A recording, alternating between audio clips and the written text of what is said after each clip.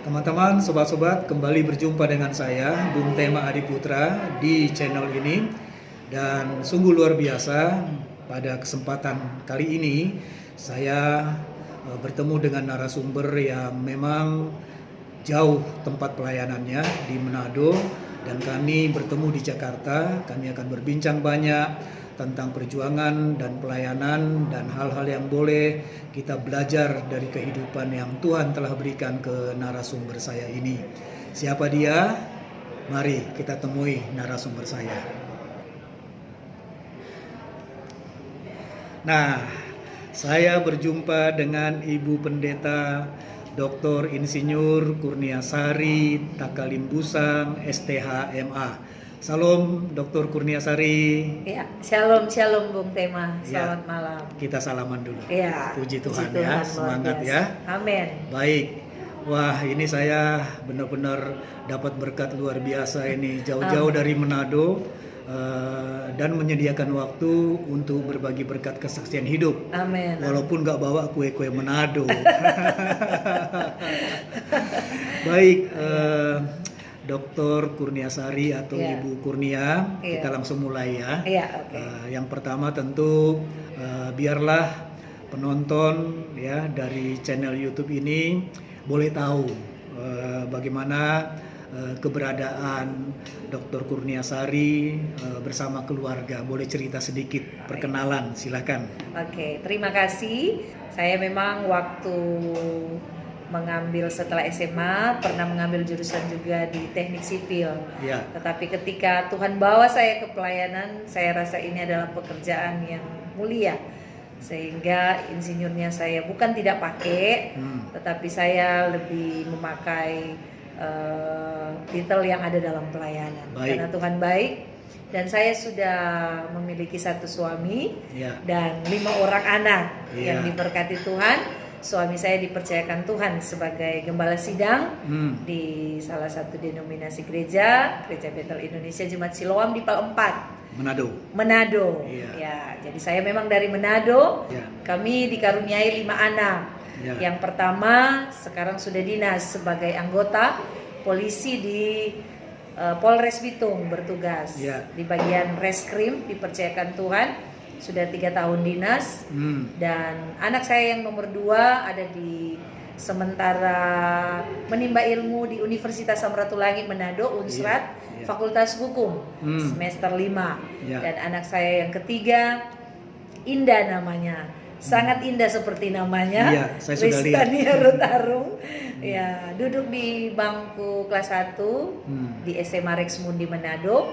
Dan anak saya yang nomor 4, Alethea Amazing Grace Arung namanya, duduk di bangku kelas 6 SD, Sekolah Dasar Providencia National School. Dan anak saya yang nomor 5, Karen Hapuk. Nama di Alkitab. Setelah anak-anak Ayub keluarlah anak yang nomor 3 namanya Karen Hapuk. Dan dia berkata, Alkitab berkata bahwa tidak ada wanita yang secantik anak Ayub itu pada zamannya itu. Jadi itu, dan saya masih punya orang tua, masih hidup semua, diberkati Tuhan.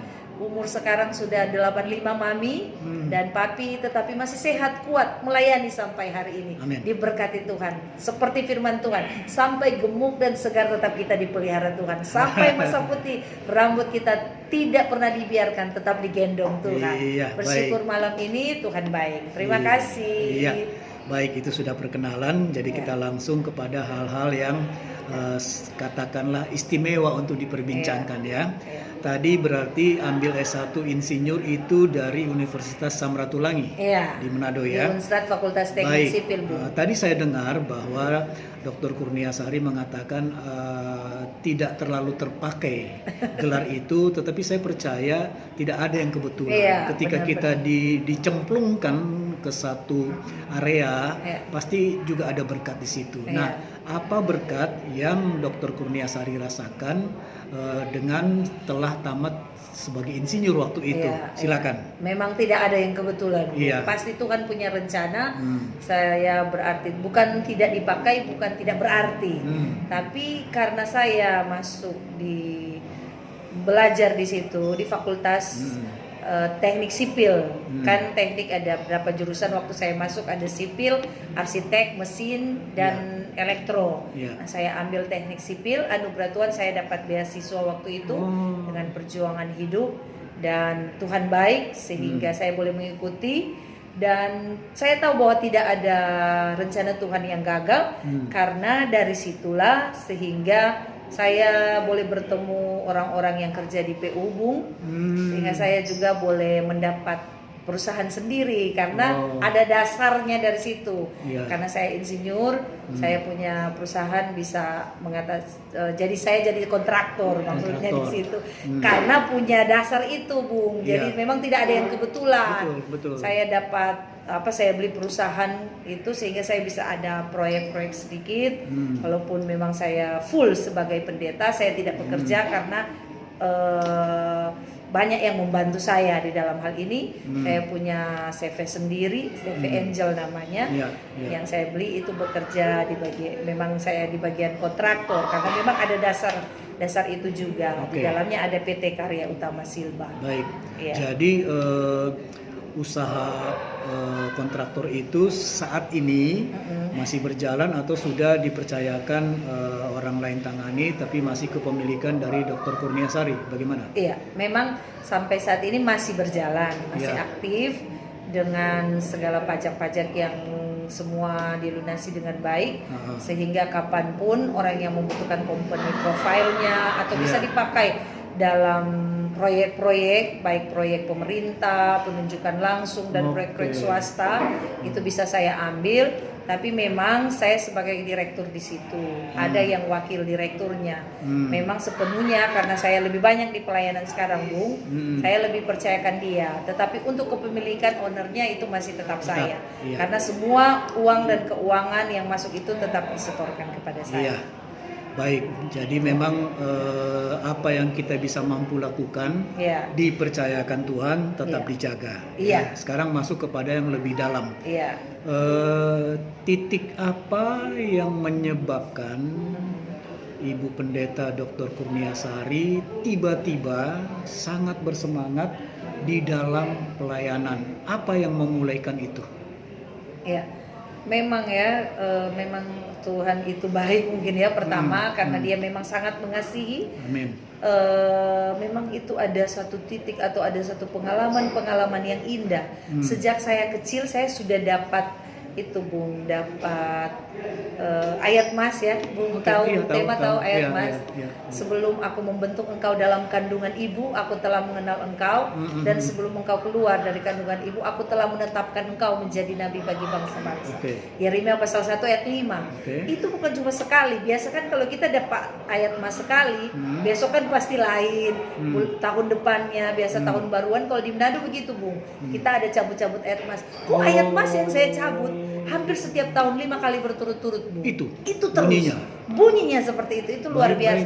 Di situ saya bilang, Tuhan, ini sangat menyentuh hati saya. Apa Tuhan mau pakai saya gitu. Terus saya lihat dengan karunia, talenta yang Tuhan percayakan pada saya itu mendukung dari apa yang saya dapat itu, ayat mas itu. Ketika saya memuji Tuhan, saya bisa pimpin pujian. Dari kecil saya sudah melatih untuk bisa menari, melayani Tuhan. Saya bisa melayani di bagian musik, saya bisa keyboard, saya bisa gitar, saya bisa drum. Waktu muda saya bermain drum di gereja karena kakak saya gembala sebelum kami gembala. Kakak saya yang gembala sidang, saya pemain drum.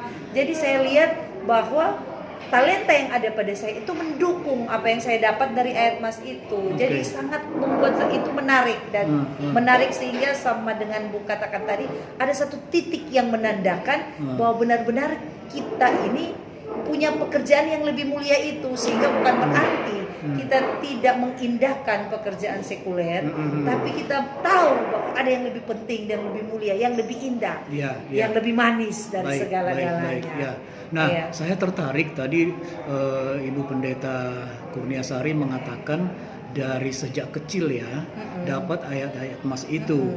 Nah, berarti ada satu lingkungan hidup kerohanian. Iya. Apakah ini juga terkait dengan orang tua, bapak Iya. ibu yang menciptakan suasana kerohanian? Iya. Nah, bagaimana gambaran kerohanian ketika bapak dan ibu dari Dr. Kurniasari sedang mendidik di masa kecil dan selalu ketemu ayat emas itu? Iya. Coba gambarkan. Iya, itu yang membuat saya sangat bersyukur kepada Tuhan.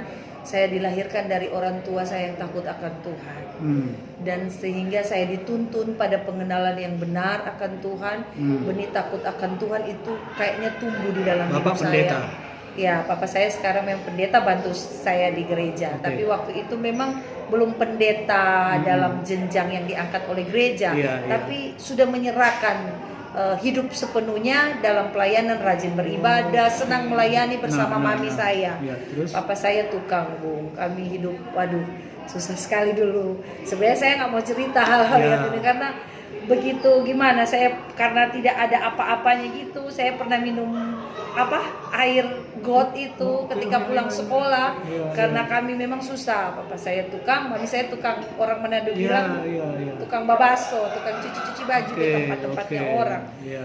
Tapi itu, Bung, ketika mereka setia, kami waktu kecil katanya ditarik-tarik, ini pergi ibadah, jalan kaki kita, Bung, ibadah. Dipaksa. Nggak tahu dipaksa tuh kan kita masih kecil, diajak Disiplin, aja ya. diajak. Kita nggak punya televisi, nggak punya rumah yang bagus, sampai kita harus nonton di tetangga-tetangga kita yang lain.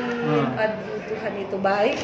Sehingga kita bisa menjalani hidup ini, dan disitulah mungkin gambaran karena mungkin kita dididik dan dipelihara oleh orang tua yang takut akan Tuhan, mengasihi Tuhan, bukan soal kemewahan dan kekayaan, tapi ternyata hidup dengan Tuhan itu sangat indah. Sekarang saya lihat mami saya 85 tahun sampai sekarang, dia masih lihat anak cucunya diberkati. Amin. Dulu mungkin kita nggak seperti ini, nggak ada bayangan, mami bilang, untuk melihat, bukan berarti kita berhasil, bukan, tidak. Semua kita sama di hadapan Tuhan, nggak ada yang istimewa. Tapi ada hal yang indah, sampai masa tua mereka dipelihara oleh Tuhan.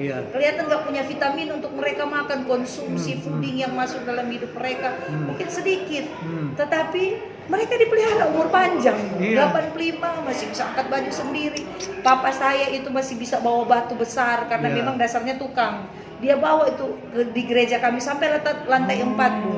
Jadi itu hal yang luar biasa. Itu lebih indah dari segalanya. Saya lihat ada banyak yang punya harta juga, kekayaan melimpah, 40-50 stroke lain sebagainya. Jadi artinya jaminan Tuhan, jaminan pemeliharaan hidup dari Tuhan untuk kita selama kita setia, dan itu tampak jelas dalam kehidupan orang tua dari Pendeta Dr. Kurniasari ya.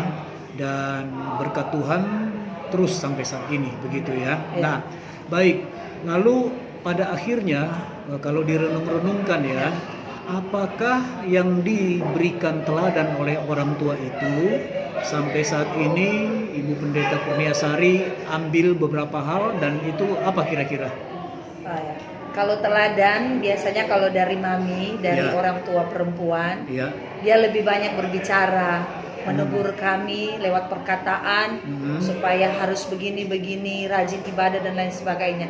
Tapi kalau dari orang tua laki-laki saya, papa saya, dia lebih menunjukkan keteladanan. Kadang sekali dia bicara, tapi ada satu waktu dia bicara, dia panggil kami 3 adik kakak, cewek semua ini, perempuan semua, dipanggil kami. Mungkin dia merasa ada sesuatu hal yang sakit. Kadang-kala dadanya sakit, dia panggil karena dia sudah dekat dengan Tuhan. Dia panggil, dia bilang mungkin nanti Yaya, karena memang kami mau dipanggil ayah. Kakak saya yang perempuan pertama terpleset, dia panggil Yaya. Jadi kita panggil Yaya, mereka pikir, orang-orang pikir panggil nama, padahal itu ayah, tapi kepleset Yaya. Jadi biasa kami sudah panggil Yaya. Yaya bilang, sini semua kumpul. Kalau memang Tuhan mau panggil, Yaya sudah siap. Dia memang kalau bicara nggak takut-takut, Bung. Tidak ada, memang sudah siap semuanya. Sehingga dia bilang kalau Tuhan mau panggil, Yaya sudah siap. Tetapi satu yang Yaya bilang, mungkin warisan harta pohon kelapa kan di Melambai, kalau Sulawesi Utara, tidak bisa Yaya berikan kepada anak-anak.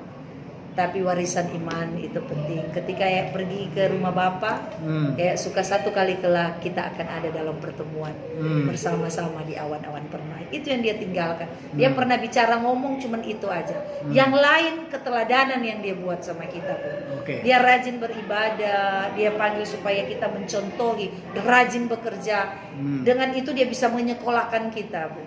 Dengan tukang dia sekolahkan kita, kakak saya ke Jakarta, ke mana, walaupun ada disupport dan dibantu tentunya sepenuhnya oleh tangan Tuhan yang tidak terlihat itu, sehingga kita dapat beasiswa. Karena doa juga saya rasa, Bung, itu dari orang tua yang lahir dengan ketulusan, sehingga menjadikan anak-anaknya boleh dipelihara sampai saat ini oleh Tuhan. Bagus sekali. Saya catat satu kata, catatan penting. Bapak mengatakan saya hanya bisa kasih warisan iman. Itu dua kata sebagai hamba-hamba Tuhan itu kan dalam sekali ya maknanya ya. Coba Dr. Kurniasari bagikan kepada kita di masa sekarang ini kan sudah bisa memahami warisan iman itu ya dalam penjelasan yang lebih konkret. Bila perlu mungkin ada kesaksian tentang warisan iman. Silahkan. Terima kasih. Memang sangat mengena waktu dikatakan itu ya, warisan iman itu. Memang tidak ada harta, kata Yaya bilang, tapi warisan iman. Nah, menurut saya, Bung, warisan iman itu adalah satu kepercayaan yang benar-benar dari dalam diri kita itu keluar, sehingga walaupun kita tidak melihat, tapi kita tahu kita diberkati. Walaupun kita tidak melihat, kita tidak mengalami, tapi kita tahu bahwa kita sehat, kita kuat. Sehingga kekuatan dorongan itu yang lahir itu, kepercayaan penuh kepada Tuhan itu sudah tidak ada neko-nekonya. Itu memang warisan yang diturunkan Bapak, sehingga kita jadi kuat melangkah, Bung. Anak-anaknya itu kita kemana-mana, padahal kita 3 perempuan, tapi kita bisa kuat. Kakak saya bisa pergi merantau sampai ke Jakarta, harus sekolah di Jakarta, dan saya itu harus sekolah. Bapak saya bilang sekolah, kami tidak punya apa-apa, kami tidak punya uang mau sekolah, bagaimana dengan pendidikan, tapi paksa sekolah. Akhirnya ada aja bantuan tangan Tuhan, dan itu saya percaya itulah iman sebenarnya, itulah warisan. Sebenarnya kan kalau warisan harta dia bisa turunkan kan ke anak-anak, karena dia punya harta, bagi dong dia bisa memberikan dia dalam pendidikan, dibagi 3. Nah, tapi iman itu sesuatu itu walaupun kita tidak lihat, kita percaya, ada kepercayaan sungguh itu yang lahir. Tetapi harus dalam penurutan yang sungguh kepada Tuhan, sehingga dikatakan kalau iman tanpa perbuatan itu adalah mati. Ibu Pendeta Kurniasari, tolong bersaksi satu hal yang terkait dengan saya beriman itu akan terjadi. Apa itu? Silakan. Memang ada banyak hal yang ketika saya beriman itu terjadi. Satu saja. Tapi ada kesaksian. Memang gereja ini yang diwariskan kepada kami setelah kakak saya, tanahnya bermasalah, kita tidak punya sertifikat dan lain sebagainya. Dan ketika diwariskan pada kami, suami saya katakan bahwa kita berdoa saja. Tanah yang luas itu yang Bung Tema pernah pergi. Nah, tiba-tiba yang punya tanah ini karena dia sudah beli dari pelelangan kepada bank, dia marah, katanya gereja harus keluar. Dia marah-marah saya sama Pak Gembala waktu itu. Tapi Pak Gembala bilang kita doa saja. Kalau memang apa yang jadi Tuhan mau, kita doa saja. Tiba-tiba dia datang, tiba-tiba sementara kita beribadah ini, Bung. Nah, kita sudah pikir semua jemaat dia akan usir kita pasti, karena dia sudah marah-marah. Tiba-tiba selesai kita beribadah, dia bilang, Bu, mau bicara. Dia, iya saya mau bicara. Tapi sudah mulai lembut, Bung. Ketika dia naik, dia sudah bawa map, Bung. Mapnya langsung dia bilang, Pak Gembala tolong tanda tangan di sini karena sertifikat saya sudah pisahkan, sudah dari sertifikat induk, dan ini sudah diberikan sepenuhnya untuk gereja. Jadi kita punya tanah hampir 2.000 meter itu diberikan dengan percuma. Maksudnya dengan cuma-cuma. Bahwa Tuhan memberikan, itulah iman. Waktu pertama kali kami melayani, itu hal besar, tanda. Kami belum punya apa-apa, tidak ada mobil, angkutan untuk mendukung pelayanan itu, tapi hal itu Tuhan buat mulai dari ada tanah itu diberikan dan pembangunan gereja. Ketika kami berdoa, ada seorang opa berdoa, langsung dia bilang saya akan bangun gereja. Waktu itu dia kasih 45 juta waktu 98, hampir sudah mau masuk Krismon. Itu bagi kami itu besar, mungkin bagi orang lain ya kecil, besar, tapi hal pertama itu lumayan besar. Baru kami diajak ke mall oleh anaknya, pergi ke mall, cuman mau ajak makan malam, Bu. Tiba-tiba turun ke bawah begini kami sama Pak Gembala, langsung dia bilang ada pajangan-pajangan mobil. Kan kami tidak punya mobil waktu itu, bawa motor kesian. Ada pajangan-pajangan mobil, Bu. Dia langsung bilang, "Bu Gembala." Dia panggil saya Ibu Gembala. "Bu Gembala sini. Tolong KTP, tolong apa?" Dia bayar tuh mobil dipajang itu lunas buat kami, Bu. Jadi tidak ada yang mustahil bagi Tuhan. Memang harga mobil itu hanya mobil yang kecil, Bung, yang tidak pancang ke belakang, yang ada cuma depannya aja. Mungkin hanya 99 juta, tidak sampai 100 juta. Tetapi itu dikasih loh, Bung. Sebelum Covid, sebelum semuanya bagi kami itu mujizat. Dan ketika ditanyakan iman, memang iman itu ketika kami pun tidak melihat, tidak berharap, tapi Tuhan memberikan lebih dari apa yang kami doakan dan lebih dari apa yang kami harapkan. Baik, apakah Ibu Pendeta Kurniasari ketika mengalami hal-hal seperti itu merasakan ada semacam ketulusan total dalam melayani? Tolong jelaskan. Memang harus seperti itu. Ketika waktu mengalami hal seperti itu, saya baru merasa, oh, kalau kita ternyata melayani dengan ketulusan, orang lain boleh tidak lihat kita, Bu. Orang lain boleh tidak tahu apa yang kita lakukan. Berat, Bu, menangis. Saya punya kaki ini hitam waktu dulu. Tidak seperti ini karena saya sering berlutut, nangis, Tuhan kenapa begini? Kadang mau makan saja susah, Bu. Sampai saya, aduh Tuhan, kan mungkin saya nggak tahan kalau menjadi hamba Tuhan. Tapi itulah yang membuat saya, Tuhan itu baik. Ketika kita berdoa melakukan apa yang Tuhan inginkan dalam kehidupan kita, ternyata Tuhan buat mujizat demi mujizat yang Tuhan anugerahkan, Tuhan berikan. Jadi kalau dalam pelayanan ada satu pesan bagi kita semua, jangan setengah-setengah, tulus total. Tulus harus all out sepenuhnya. Tetapi hati ini yang paling penting. Ketika kita tulus, betul. Baik, itu. Tadi saya melihat wajah Pendeta Kurniasari, ya ada sedikit terharunya tapi saya lihat itu ucapan sebenarnya syukur. Nggak mau bercerita, Bung, kesaksian tapi karena ini satu kesaksian hidup yang benar-benar saya alami. Sehingga Raja Daud bilang, saya tidak cuma dengar dari kata orang, tetapi aku sendiri mengalami. Makanya kan sering ada sekarang ini lagi banyak ungkapan mengalami Tuhan. Gitu ya intinya ya. Baik. Kita lanjut lagi, sudah mulai masuk di bagian-bagian akhir. Dari orang tua turunlah warisan iman. Kemudian sekarang Ibu Kurniasari dengan suami terkasih yang menjadi gembala sudah punya 5 anak. Yang tertua umur berapa sekarang ini? Sekarang baru 21. Baik. Sekarang bagaimana di dalam mendidik keimanan mereka? Silakan berbagi. Karena memang warisan iman ini dari orang tua diberikan kepada kami, dan ternyata itu bertumbuh. Setiap benih yang ditanam itu tidak akan lalu dengan percuma. Dia bertumbuh. Nah, ketika kami juga melahirkan anak, ternyata itu juga melahirkan benih-benih ilahi. Saya sudah lihat ketika anak saya yang pertama itu mujizat semua, Bu. Bagaimana Bagaimana mereka lahir dengan keadaan baik, sehat, kuat di tengah-tengah kesusahan kami. Saya baru 3 bulan anak pertama, saya hamil anak kedua, Bu. Pertama saya pikir, Tuhan kenapa seperti ini? Tapi tidak ada yang kebetulan. Tuhan punya rencana khusus. Sampai waktu satu kali kelak dia 17 tahun setelah selesai SMA. Yang mana anak pertama? Yang anak pertama. Kan biasanya harus kuliah. Kami tidak tahu dia pergi mendaftar ke polisi sendiri. Diam-diam. Tidak ada tahu diam-diam. Jam 12 malam dia telepon. Papa saya di Polres. Loh, ada kejadian apa bikin masalah kok ada di kantor polisi? Polres Manado. Ternyata dia mendaftar jadi polisi. Dan kami tidak punya backingan orang-orang dalam yang bisa mendukung kami. Tapi kami hanya punya Tuhan. Dan kami tidak berharap sepenuhnya. Kami tidak tahu dia berusaha sendiri. Dan tiba-tiba dia masih 17 tahun itu, Bu.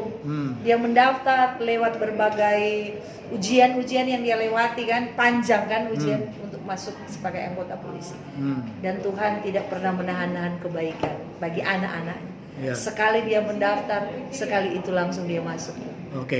Ya. Baik, jadi apakah anak-anak itu juga aktif dalam pelayanan? Sangat aktif.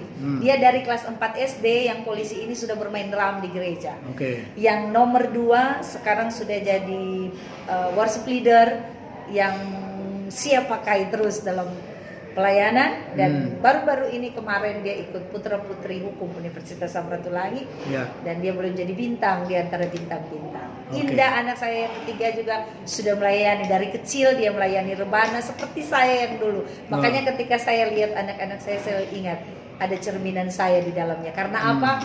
Warisan iman itu yang turun dari orang tua kepada anak, anak kepada anak, sampai kepada generasi-generasi selanjutnya. Ya. Baik, jadi memang penekanan kita adalah kesaksian dan bagaimana menerapkan warisan iman turun-temurun, dan kesetiaan dan ketulusan dalam pelayanan itu mutlak adanya.